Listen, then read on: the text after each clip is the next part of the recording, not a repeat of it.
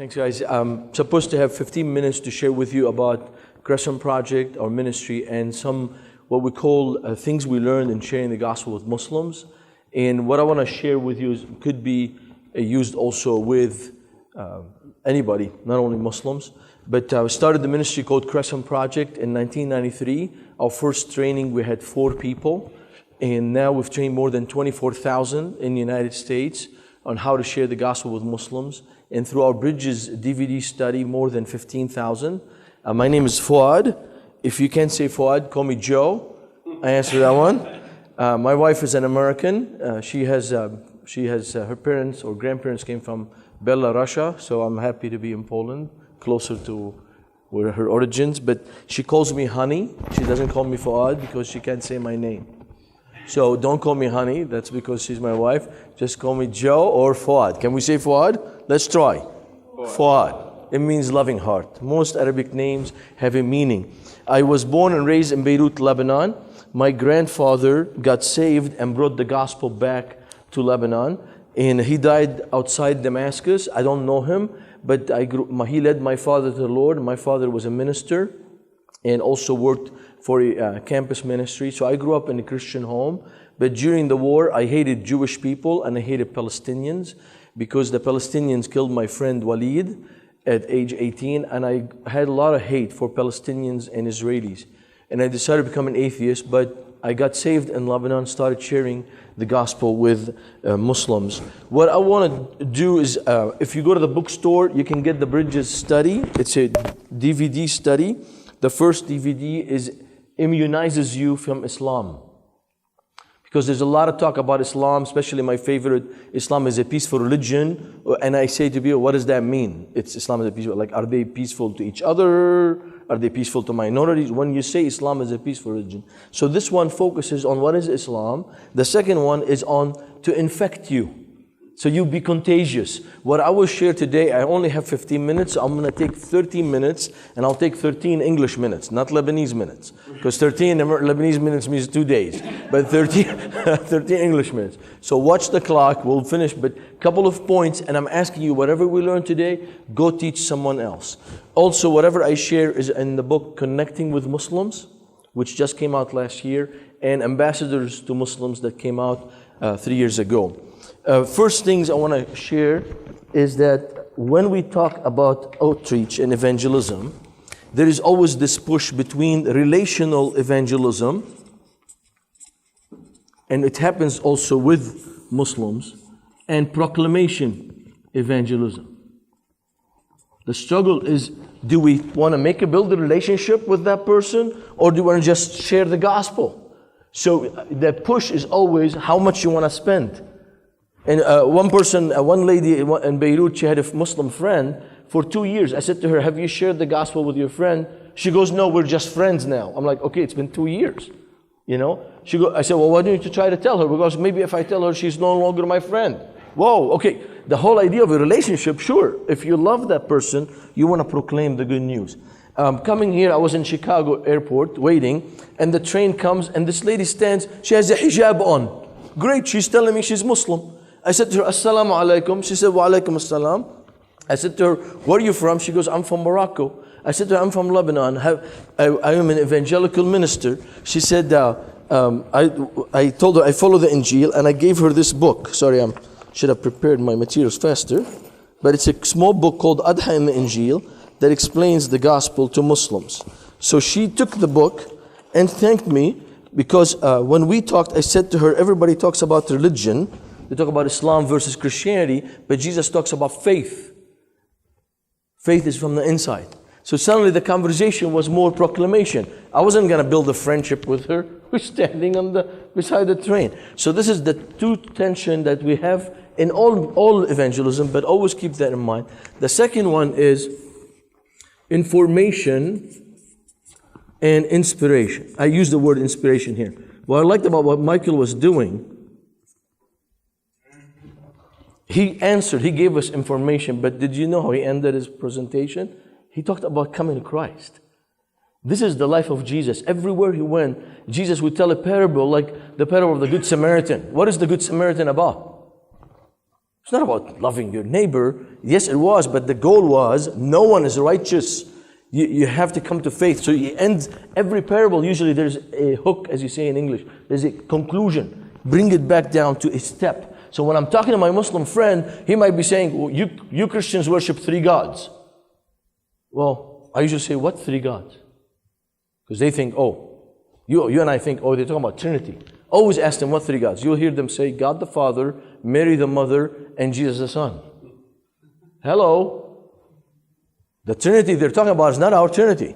They believe that we think God had sex with Mary, had sexual relation with Mary. No, that's an insult to us. So you ask them. Now when you give them the information, no, worship God, His Word, and His Spirit, now the next step is not to stop with the information. You say, now since you know that we worship one God like you, would you read the Injil? Would you read the New Testament?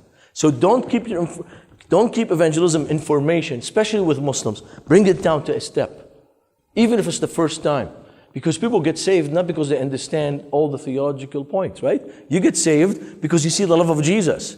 You didn't understand everything. I'm still understanding my salvation. I'm sitting listening to you, Brother Michael, and I'm learning more about my faith. And I've been a Christian since I was 16. I had hair then.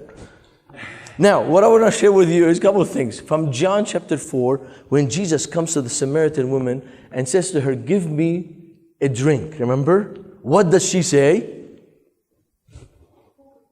Why are you asking me to drink? I am a Samaritan, you're a Jew. Isn't that what Muslims do to us?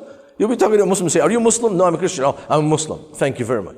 For me, I love that. They move the conversation directly to religion. And then as you look at the story of the Samaritan woman, and this is what we did yesterday in the class. We went the whole 45 minutes, verse by verse, which we don't have time now.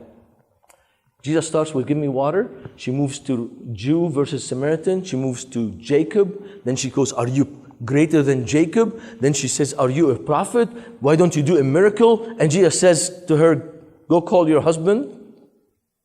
And she says, I don't have a husband. And Jesus says, you've had 5, and the one you're living with is not your husband. And then she tells him, when the Messiah comes, He will tell us everything. And Jesus says, I am the Messiah.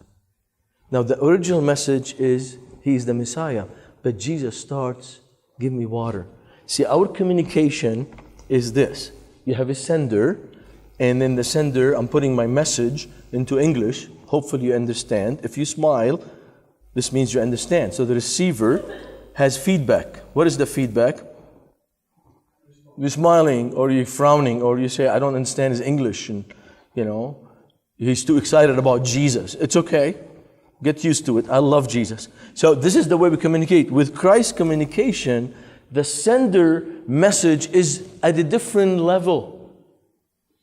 This receiver is not ready. So Jesus sends the first message, and the feedback moves the conversation.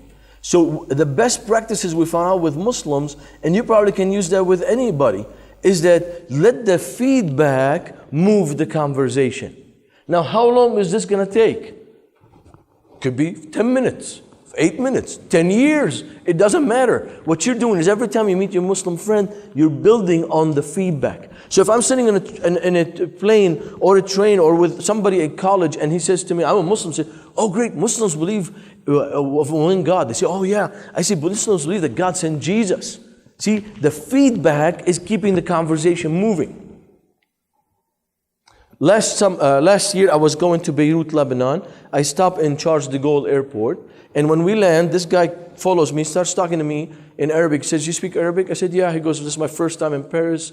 So I told him how to find his gate. Then I said to him, I'm an evangelical minister. Would you like a copy of the Bible? He goes, oh no, I've heard of you. I don't want to talk to you. I've heard about those evangelicals. I don't want to talk to you. And he left. So what did I do? Call my mother and cry on the phone? Maybe call my mom, my wife, honey. He said no. He said no. It's okay. He said no. It's all right. We think evangelism depends on us. No. You and our job is to shine the light. Then theologically, it's their response to God's work. So this Moroccan guy does not want to talk about Jesus. He is not ready. It's okay. Another person, I was at Pizza Hut. You have Pizza Hut in Europe now? Thank you, America. They're giving you some good food, So I'm eating Pizza Hut. It was an Egyptian Sunni. I shared with him the Adha and the Injil booklet. When it came to the prayer of salvation, he said to me, Fouad, I want to pray with you right now. Take Jesus, my Savior. And I thought, this is the first time I meet him. It's too fast. Discovered, no, he's been reading the Bible for 2 years. He had 3 questions. Do Christians worship 3 gods? He found out we worship 1 God. Is the Bible changed? He found out the Bible is not corrupted. But the third question is why Jesus had to die. And the Adha booklet is focused on Jesus being the Lamb of God. Like Abraham took his son and God redeemed him with his sheep. Likewise, we were redeemed by Jesus. When he did that, he said, I want to take Christ. So many times, we don't know where we are in the process. So it's very important how you begin the conversation, how to end it. But the best practice I learned is to always start where they are.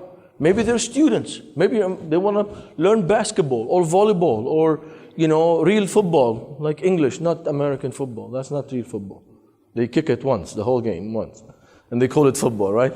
But it's okay, I'm from Lebanon. It's football when you use your feet, right? So the idea is, maybe it's a sport. Maybe they're refugees. Maybe you knock at the door and say, hey, you're refugees, welcome to my country. How can I help you?